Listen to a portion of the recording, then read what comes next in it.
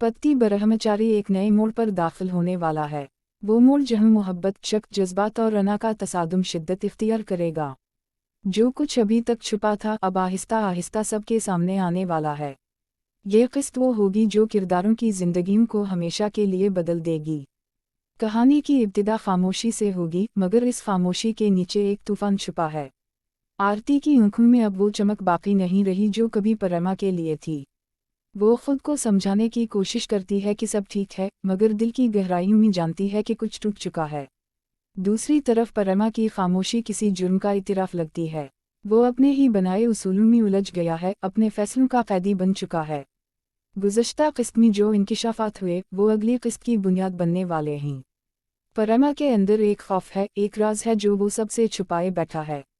आरती को लगता है कि उसका शौहर सिर्फ एक ब्रह्मचारी नहीं बल्कि कोई ऐसा इंसान है जो मोहब्बत से भाग रहा है। मगर क्यों? ये क्यों ही वो सवाल है जो कहानी को आगे बढ़ाएगा। आरती की बेचैनी बढ़ती जा रही है। वो अपने दिल की बात अब छुपाना नहीं चाहती। एक मंजर में वो आईने के सामने खड़ी खुद से सवाल करती है, क्या मैं इतनी नाकाम हूँ कि मेरा शौहर मुझे अपना ना सके? इसके लहजे में शिकस्त भी है और बगावत भी। अगली किस्त में वो फैसला करेगी कि अब सच जानना ही इसकी ज़िंदगी का मकसद होगा। परमा की दुनिया में खामोशी छाई हुई है। इसके चेहरे पर वो सुकून नहीं जो एक सच्चे ब्रह्मचारी के पास होता है, बल्कि एक दर्द छुपा है जो हर मुस्कुराहट के पीछे झलकता है। उसके करीब आने की कोशिश करने वाली हर चीज़ उसे इसके माजी की याद दिला देती है, एक माजी जो वो दफना चुका है मगर अब दोबारा जिंदा होने वाला है। कहानी में एक नया मोड़ तब आता है जब एक पुराना किरदार वापस लौटता है। वो औरत जो कभी परमा की जिंदगी में थी अब उसके सामने आ जाती है। आरती इसे देखकर हैरान रह जाती है। उसके दिल में वो शक जन्म लेता है जिसका अंजाम तबाहकुन हो सकता है। अगली किस्त में एक मकालमा होगा जो सब कुछ बदल देगा। आरती परमा से पूछेगी, तुमने मुझे कभी अपना क्यों नहीं बनाया? और परमा खामोश खड़ा रहेगा। इसकी आंखों में वो इतिराफ छुपा होगा जो लफ्ज़ों से ज़्यादा खौफनाक है। वो लम्हा ऐसा होगा जब वक्त थम जाएगा, नाज़रीन की सांसें रुक जाएंगी और कहानी एक नई गहराई में दाखिल हो जाएगी। फिर आएगा वो मंजर जिसने इस ड्रामे को जज्बात का समंदर बना दिया है। आरती अपनी हदें तोड़ देगी। वो अब सवाल नहीं करेगी, जवाब मांगेगी। वो कहेगी, या तो सच कह दो या मैं चली जाऊंगी। परमा की नज़रें नीची होंगी मगर उसके होंठों पर एक दर्द भरी मुस्कुराहट होगी। वो बोलेगा, सच कहने से अगर तुम चली जाओगी तो मैं झूठ बोलना पसंद करूंगा। ये जुमला आरती के दिल को चीर देगा। वो रोती हुई कमरे से निकलेगी और पस मंजर में वही उदास मौसीकी बजेगी जिसने उस ड्रामे की पहचान बना दी है। कहानी के दरमियानी हिस्से में एक नया राज खलेगा।